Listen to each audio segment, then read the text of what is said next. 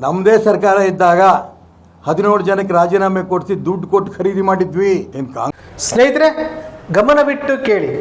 ಈಶ್ವರಪ್ಪನವರು ನೇರ ಆರೋಪ ಮಾಡಿರುವಂಥದ್ದು 17 ಜನ ಶಾಸಕರು ಆಪರೇಷನ್ ಕಮಲಕ್ಕೆ ಒಳಗಾಗಿ ಹಣಕ್ಕೋಸ್ಕರವಾಗಿ ಮಾರಾಟ ಆಗಿದ್ದಾರೆ, ಅವರನ್ನು ನಾವು ಖರೀದಿ ಮಾಡಿದ್ದೇವೆ. ಈ ವಿಚಾರವನ್ನು ಎಲ್ಲೋ ಹೇಳಿದ್ದಲ್ಲ, ಪ್ರೆಸ್ ಮೀಟಲ್ಲಿ ಹೇಳಿರುವಂಥದ್ದು. 17 ಜನ ಏನು ಬಾಂಬೆಗೆ ಹೋಗಿದ್ರಲ್ಲ, ರೆಸಾರ್ಟ್ಗೆ, ಆಪರೇಷನ್ ಕಮಲಕ್ಕೆ ಒಳಗಾಗಿದ್ರಲ್ಲ, ಅವತ್ತು ಕಾಂಗ್ರೆಸ್ JDS ಪಕ್ಷದಿಂದ 17 ಜನ ರಾಜೀನಾಮೆ ಕೊಟ್ಟು ಭಾರತೀಯ ಜನತಾ ಪಕ್ಷಕ್ಕೆ ಸಹಕಾರ ಕೊಡೋದಕ್ಕೋಸ್ಕರವಾಗಿ ಓಡೋಗಿದ್ರಲ್ಲ.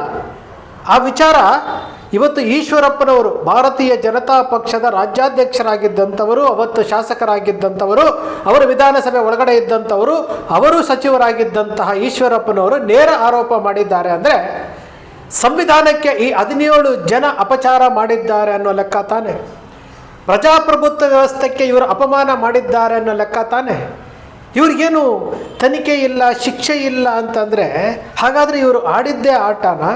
ಹಾಗಾದರೆ ಈಶ್ವರಪ್ಪನವರು ಹೇಳ್ತಾ ಇರುವಂತಹ ವಿಚಾರ ಯಾವುದು? ಹಾಗಾದರೆ ಏಕಾಏಕಿ ಇವರು ಕಾಂಗ್ರೆಸ್ ಪಕ್ಷವನ್ನು ಬಿಟ್ಟು JDS ಪಕ್ಷವನ್ನು ಬಿಟ್ಟು ಇವರು BJP ಪಕ್ಷಕ್ಕೆ ರಾಜೀನಾಮೆ ಕೊಡ್ತಾರೆ, ಪುನಃ ಜನರ ದುಡ್ಡಿಂದ ಎಲೆಕ್ಷನ್ ಆಗುತ್ತೆ, ಇವರು ಸಚಿವರಾಗ್ತಾರೆ, ಸಚಿವರಾಗಿ ಅಲ್ಲಿ ಜನ ಸೌಲಭ್ಯಗಳನ್ನು ಪಡಿತಾರೆ. ಇದೆಲ್ಲ ಏನ್ರಿ? ನಾವು ಇವತ್ತು ಈ ಜನಗಳು ಮಾತಾಡ್ದ ಹೋದರೆ ಪ್ರಜಾಪ್ರಭುತ್ವ ರಾಷ್ಟ್ರಕ್ಕೆ ನಾವು ಏನು ಗೌರವ ಕೊಡ್ತಾ ಇದ್ದೀವಿ? ತನಿಖೆ ಆಗಬೇಕಲ್ಲ, ಈ 17 ಜನರ ಮೇಲೆ FIR ಆಗಬೇಕಲ್ವಾ? ಈ 17 ಜನರ ಮೇಲೆ ಕಾನೂನು ಕ್ರಮ ಜರುಗಿಸ್ಬೇಕಲ್ಲ, ಉನ್ನತ ಮಟ್ಟದ ತನಿಖೆ ಆಗಬೇಕಲ್ಲ. ಯಾರೋ ಒಬ್ಬರು ಶಾಸಕರು ಅವತ್ತೊಂದು ದಿವಸ ಹೇಳ್ತಿದ್ರು, ನಮ್ಮ ಮನೆಗೆ ಸೂಟ್ ಕೇಸ್ ತಂದಿಟ್ಟಿದ್ರು ಕೋಟಿ ಹಣ ಅಂತೇಳಿ. CP ಯೋಗೇಶ್ವರ್ ಅವರು ಹೇಳಿದ್ರು ಆಪರೇಷನ್ ಕಮಲ ಮಾಡಿದ್ದು ನಾನೇ ಅಂತೇಳಿ. ಸಂತೋಷ್, ಯಡಿಯೂರಪ್ಪನವರ ಆಪ್ತ ಸಂಬಂಧಿ ಸಂತೋಷ್ ಮತ್ತು ವಿಜೇಂದ್ರರವರು ಸ್ಪೆಷಲ್ ಫ್ಲೈಟ್ಗಳಲ್ಲಿ ಹತ್ತಿ ಕಳಿಸಿದ್ದನ್ನು ನಾವು ಸೋಷಿಯಲ್ ಮೀಡಿಯಾದಲ್ಲಿ ನೋಡ್ತಾ ಇದ್ವಿ, ಮೀಡಿಯಾಗಳಲ್ಲಿ ನಾವು ನೋಡಿದ್ದೀವಿ. ಇಷ್ಟೆಲ್ಲ ನಡೆದರೂ ಸಹ, ಈ ಪ್ರಜಾಪ್ರಭುತ್ವಕ್ಕೆ ಅನ್ಯಾಯ ಮಾಡಿ ಅಪಚಾರ ಮಾಡಿದರೂ ಸಹ ಇವತ್ತು ನಾವು ಯಾರೂ ಮಾತನಾಡ್ತಾ ಇಲ್ಲ. ಮೀಡಿಯಾಗಳು ಇವತ್ತು ಈ ಪ್ರಶ್ನೆ ಗಂಭೀರವಾದಂತಹ ಪ್ರಶ್ನೆ ಎತ್ತಿದ್ದಾರೆ. ಯಾವ ಮೀಡಿಯಾಗಳಲ್ಲಿ ಇದರ ಬಗ್ಗೆ ಚರ್ಚೆ ಇಲ್ಲ. ಆ 17 ಜನ ಈಶ್ವರಪ್ಪನವರು ಹೇಳಿರೋ ರೀತಿಯಲ್ಲಿ ಮಾರ್ಕೊಂಡಿದ್ರೆ, ಅವರು ₹1 ಮಾರ್ಕೊಂಡಿದ್ದಾರೋ, ಕೋಟಿಗಟ್ಟಲೆಗೆ ಮಾರ್ಕೊಂಡಿದ್ದಾರೋ, ಇದು ಪ್ರಜಾಪ್ರಭುತ್ವಕ್ಕೆ ಮಾಡಿರುವಂಥ ಅಪಚಾರ ಅಲ್ವಾ? ಅಪಮಾನ ಅಲ್ವಾ? ಮೀಡಿಯಾಗಳು ಮಾತಾಡೋದಿಲ್ರಿ. ಮೀಡಿಯಾಗಳಿಗೆ ಬೇಕಾಗಿಲ್ಲ, ಅವರಿಗೆ ಕಮರ್ಷಿಯಲ್ಲು, ಅವ್ರಿಗೆ TRP, ಅವರಿಗೆ ರೆವಿನ್ಯೂ ಬೇಕು. ಅವರ ಚಾನೆಲ್ ಉಳಿಸ್ಕೊಡೋದಕ್ಕೆ ದೇಶ ಹಾಳಾಗೋದ್ರೆ ಏನು, ಪ್ರಜಾಪ್ರಭುತ್ವ ಹಾಳಾಗೋದ್ರೆ ಏನು, ಸಂವಿಧಾನ ಹಾಳಾಗೋದ್ರೆ ಏನು? ಇವ್ರ ಮೇಲೆ FIR ಆಗಲೇಬೇಕು. ಅವತ್ತಿನ ರಾಜ್ಯಪಾಲರು ಕೂಲಂಕುಷವಾಗಿ ಪರಿಶೀಲನೆ ಮಾಡಿ ಇವರನ್ನು ಅಮಾನತಿನಲ್ಲಿಡಬೇಕಾಗಿತ್ತು. ಇವ್ರ ಮೇಲೆ ಏನು ತನಿಖೆಗೆ ಆದೇಶ ಮಾಡಬೇಕಾಗಿತ್ತು. ಇವ್ರು ಯಾವುದೂ ಮಾಡಲಿಲ್ಲ. ಇವರು ಏಕಾಏಕಿ ಏನು ಬಂದು ಸಚಿವರಾಗ್ತಾರೆ. ಇವತ್ತು ಈಶ್ವರಪ್ಪನವರು ಹೇಳ್ತಾ ಇದ್ದಾರಲ್ಲ, ಅವ್ರ ಮೇಲೆ ತನಿಖೆಗೆ ಆಗ್ರಹ ವ್ಯಕ್ತಪಡಿಸ್ಬೇಕಲ್ಲ, ತನಿಖೆ ಮಾಡಬೇಕು ಅಂತ ಹೇಳ್ಬೇಕಲ್ಲ. ಯಾತಕ್ಕೆ ಮಾಡ್ತಾ ಇಲ್ಲ? ಇಲ್ಲಿ ಅವತ್ತು ಸಮ್ಮಿಶ್ರ ಸರ್ಕಾರದಲ್ಲಿ ಇದ್ದಂಥ ಶಾಸಕರುಗಳು ಕಾಂಗ್ರೆಸ್ ಪಕ್ಷ JDS ಪಕ್ಷ ಅವತ್ತು ಇವ್ರ ವಿರುದ್ಧ ದೂರು ಕೊಡಲಿಲ್ಲ. ಇವತ್ತು ಅಡ್ಡ ಮತದಾನ ಅಂತೇಳಿ ಮೀಡಿಯಾಗಳು ಬಾಯ್ ಬಡ್ಕೊಳ್ತಾ ಇದ್ದೀರಲ್ಲ. ಬೆಳಗ್ಗೆಯಿಂದ ರಾತ್ರಿವರೆಗೂ ಅಡ್ಡ ಮತದಾನ, ಆ ಸಮಿತಿ ಈ ಸಮಿತಿ ಅಂತೇಳಿ ಹೇಳ್ತಾ ಇದ್ದೀರಲ್ಲ. ಇವ್ರು ಯಾರಿಗಾದ್ರೂ ಬದ್ಧತೆ ಅನ್ನೋದು ಇದೆಯನ್ರಿ? ಇವ್ರು ಯಾರಿಗಾದ್ರೂ ನೈತಿಕತೆ ಅನ್ನೋದಿದೆಯಾ? ಆ ಸುದ್ದಿಗಳನ್ನು ಹಾಕ್ಕೊಂಡು ಬೆಳಗ್ಗೆಯಿಂದ ಸಂಜೆವರೆಗೂ ಮಾಡ್ತಾ ಇದ್ದೀರಲ್ಲ. ಕುಮಾರಸ್ವಾಮಿ ಅವರು ಹೇಳ್ತಾ ಇದ್ದಾರೆ, ಸುಮ್ಮನೆ ಟಿಕೆಟ್ ಕೊಡೋಕ್ಕಾಗುತ್ತಾ? ನನ್ನ ಪಾರ್ಟಿ ನಡೆಯೋದು ಬೇಡವಾ?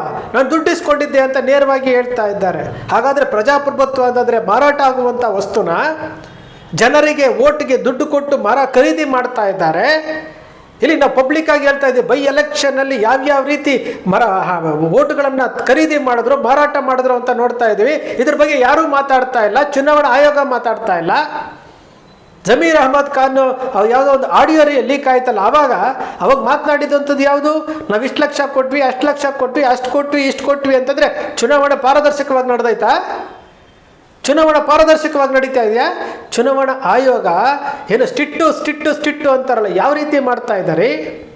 ಈ 17 ಜನರ ಮೇಲೆ ಭಾರತೀಯ ಜನತಾ ಪಕ್ಷದ ಒಬ್ಬ ಶಾಸಕರಾಗಿದ್ದಂಥವರು, ಈಶ್ವರಪ್ಪನವರು ಹಿರಿಯ ರಾಜಕಾರಣಿ, BJP ಪಕ್ಷ ಕಟ್ಟಿದಂಥವರು, ಯಡಿಯೂರಪ್ಪನ ಜೊತೆ ಕಟ್ಟಿದಂಥವರು.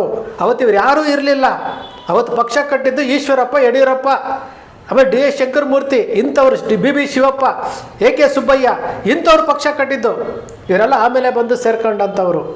ಅಂಥವರು ಹೇಳ್ತಾ ಇದ್ದಾರೆ ನಮ್ಮ ಪಕ್ಷ ಹಾಳಾಗಿದ್ದು ಇವರಿಂದ. ಕಾಂಗ್ರೆಸ್ JDSನಿಂದ 17 ಜನ ಬಂದರು, ನಮ್ಮ ಪಕ್ಷ ಹಾಳು ಮಾಡಿದ್ರು, ನಮ್ಮ ಪಕ್ಷ ಹಾಳು ಮಾಡಿ ಇವತ್ತು ಅದೇ ರಿವರ್ಸ್ ಆಗ್ತಾ ಇದೆ, ಇವತ್ತು ಕಾಂಗ್ರೆಸ್ನವರು ಅದನ್ನೇ ಮಾಡ್ತಾ ಇದ್ದಾರೆ ಅಂತ ವಿಚಾರ ಹೇಳಿದ್ರೆ ಇದನ್ನು ಯಾರು ಗಂಭೀರವಾಗಿ ಮಾತಾಡ್ತಾ ಇಲ್ಲ. ಇಡೀ ಪ್ರಜಾಪ್ರಭುತ್ವಕ್ಕೆ ಅಪಮಾನ ಮಾಡಿರುವಂಥದ್ದು, ಸಂವಿಧಾನಕ್ಕೆ ಅಪಮಾನ ಮಾಡಿರುವಂಥದ್ದು. ಏನ್ರಿ ಇದು? ಏನ್ರಿ ದೇಶ ಇದು? ಈ ದೇಶವನ್ನು ಯಾವ ಲೆವೆಲಿಗೆ ತಗೊಂಡೋಗ್ತಾ ಇದ್ದೀರಿ?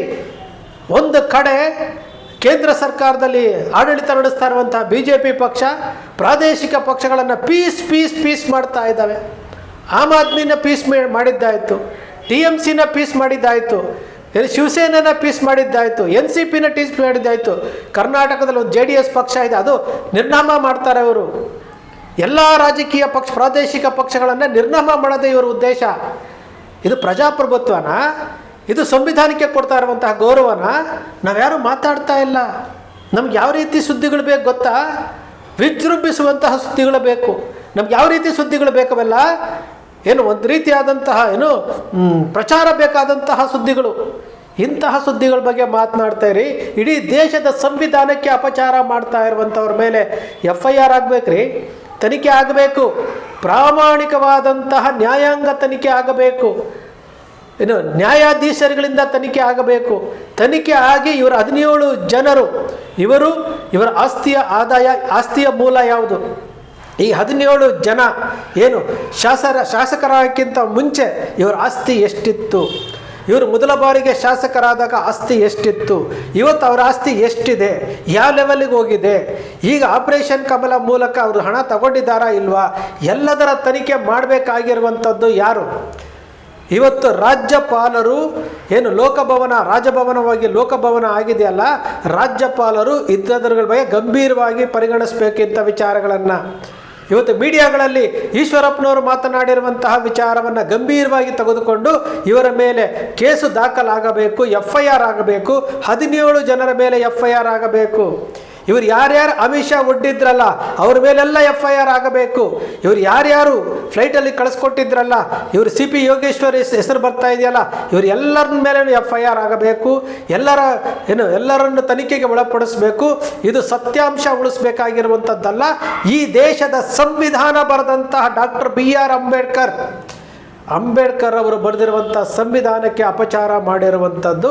ಈ ಅಪಚಾರ ಅವರನ್ನು ತನಿಖೆಗೆ ಒಳಪಡಿಸಿ ಅವರು ಮಾಡಿದ್ದು ತಪ್ಪು ಅನ್ನೋದಾದರೆ ಅವರಿಗೆ ಶಿಕ್ಷೆ ಕೊಡಿಸ್ಬೇಕು. ಈ ಸಂವಿಧಾನ ಉಳಿಬೇಕು, ಈ ಪ್ರಜಾಪ್ರಭುತ್ವ ಉಳಿಬೇಕು ಅನ್ನೋದಾದರೆ ಖಂಡಿತವಾಗಲೂ ಈ ಕೆಲಸ ಮಾಡಲೇಬೇಕು. ಈ ಕೆಲಸ ಮಾಡಿದಾಗ ಮಾತ್ರ ಸಾಧ್ಯ ಆದಷ್ಟು ಇವರ ವಿರುದ್ಧ ದೂರು ಕೊಡುವಂತಹ ಕೆಲಸ ಆಗಬೇಕು. ಕೊಡುವಂತಹ ಕೆಲಸಗಳಾದಾಗ ಮಾತ್ರ ಈ ದೇಶದ ಪ್ರಜಾಪ್ರಭುತ್ವ ವಿಶ್ವದಲ್ಲಿಯೇ ಅತಿ ದೊಡ್ಡದಾದಂತಹ ಪ್ರಜಾಪ್ರಭುತ್ವ ರಾಷ್ಟ್ರ ನಮ್ಮದು. ನಮ್ಮ ಸಂವಿಧಾನ ಶ್ರೇಷ್ಠ ಸಂವಿಧಾನ ಅಂತ ಹೇಳ್ತೇವೆ. ಇಂತಹ ಶ್ರೇಷ್ಠ ಸಂವಿಧಾನ ಇಟ್ಕೊಂಡಿರುವಂತಹ ನಾವುಗಳು ಇವತ್ತು ಈ ಸಂವಿಧಾನಕ್ಕೆ ಅಪಚಾರ ಮಾಡಿರುವಂಥ ವಿಚಾರಗಳು ಹೊರಗಡೆ ಬರ್ತಾ ಇದೆ, ನಾವು ಅದರ ಬಗ್ಗೆ ಮಾತನಾಡ್ತಾ ಇಲ್ಲ ಅಂತಂದರೆ ನಾವು ಎಂತಹ ನಿಶ್ಶಕ್ತರು, ನಿಸ್ಸಹಾಯಕರು. ನಾವು ಯಾತಕ್ಕೋಸ್ಕರ ಭಾರತದ ಸ್ವತಂತ್ರಕ್ಕೋಸ್ಕರ ಹೋರಾಟ ಮಾಡಿದ್ರು? ಇಲ್ಲಿ ಮಹಾತ್ಮ ಗಾಂಧಿಯವರನ್ನು ದೂಷಣೆ ಮಾಡ್ತಾರೆ, ಗೋಡ್ಸೆಯನ್ನು ವಿಜೃಂಭಿಸ್ತಾರೆ. ಈ ಸ್ವತಂತ್ರಕ್ಕೋಸ್ಕರವಾಗಿ ಹೋರಾಟ ಮಾಡಿದಂಥವ್ರನ್ನ ಭಿನ್ನಾಭಿಪ್ರಾಯ ಮಾಡ್ತಾ ಇದ್ದಾರೆ. ಅದರ ಬಗ್ಗೆ ನಾವು ಮಾತಾಡ್ತಾ ಇಲ್ಲ. ಪ್ರಜಾಪ್ರಭುತ್ವ ಸಂವಿಧಾನಕ್ಕೆ ಅಪಚಾರ ಮಾಡಿರುವಂಥ ಈ 17 ಜನ ಶಾಸಕರ ಮೇಲೆ ಕ್ರಮ ಆಗಲೇಬೇಕು. ಮೀಡಿಯಾಗಳಂತೂ ಮಾತಾಡೋದಿಲ್ಲ. ಈ ನಿಮ್ಮ ಅಕ್ಷರ ಮೀಡಿಯಾ ಯಾವತ್ತಿಗೂ ಸೃಷ್ಟಿ ಮಾಡಲ್ಲ, ಕಲ್ಪನೆ ಮಾಡೋದಿಲ್ಲ. ಈಶ್ವರಪ್ಪನವರು ಹೇಳಿರುವಂತಹ ವಿಚಾರವನ್ನು ಇಟ್ಕೊಂಡು FIR ಮಾಡಿ ತನಿಖೆಗೆ ಒಳಪಡಿಸಿ ಅವ್ರಿಗೂ ಒಬ್ಬ ಪಾರ್ಟಿಯನ್ನಾಗಿ ಮಾಡಿ ಯಾರ್ಯಾರು ಅವತ್ತು ಇದರ ಕೈ ಜೋಡಿಸಿದ್ರು ಎಲ್ಲರನ್ನೂ ಮಾಡಿ ಅವತ್ತಿನ ಸರ್ಕಾರ HD ಕುಮಾರಸ್ವಾಮಿ ಅವರು ಮುಖ್ಯಮಂತ್ರಿ ಆಗಿದ್ದರು, ಅವತ್ತು ಯಡಿಯೂರಪ್ಪನವರು ಇದ್ದರು. ಎಲ್ಲರ ಮೇಲೆ ಎಲ್ಲರನ್ನೂ ಪಾರ್ಟಿ ಮಾಡಿ ಇದರಿಗೆ ತನಿಖೆ ನಡೆಸಲೇಬೇಕು. ನಿಮ್ಮ ಅಕ್ಷರ ಮೀಡಿಯಾ ಇದನ್ನು ಒತ್ತಾಯ ಮಾಡ್ತಾ ಇದೆ. ಸ್ನೇಹಿತರೆ, ನಿಮ್ಮ ಅಕ್ಷರ ಮೀಡಿಯಾ ಯಾವತ್ತೂ ಸೃಷ್ಟಿ ಮಾಡಲ್ಲ, ಕಲ್ಪನೆ ಮಾಡಲ್ಲ, ವಾಸ್ತವದ ವಿಚಾರವನ್ನು ವಿಶ್ಲೇಷಣೆ ಮಾಡುತ್ತೆ. ನಿಮ್ಮ ಅಕ್ಷರ ಮೀಡಿಯಾದ ವಿಶ್ಲೇಷಣೆ ನಿಮ್ಗೆ ಇಷ್ಟ ಆಯಿತು ಅಂದರೆ ಸಬ್ಸ್ಕ್ರೈಬ್ ಆಗಲಿಲ್ಲ ಅಂದರೆ ಸಬ್ಸ್ಕ್ರೈಬ್ ಮಾಡ್ಕೊಳ್ಳಿ. ಪಕ್ಕದಲ್ಲಿ ಕಾಣುವಂಥ ಬೆಲ್ ಐಕಾನ್ ಪ್ರೆಸ್ ಮಾಡಿ, ಶೇರ್ ಮಾಡಿ, ಪ್ರೋತ್ಸಾಹ ನೀಡಿ.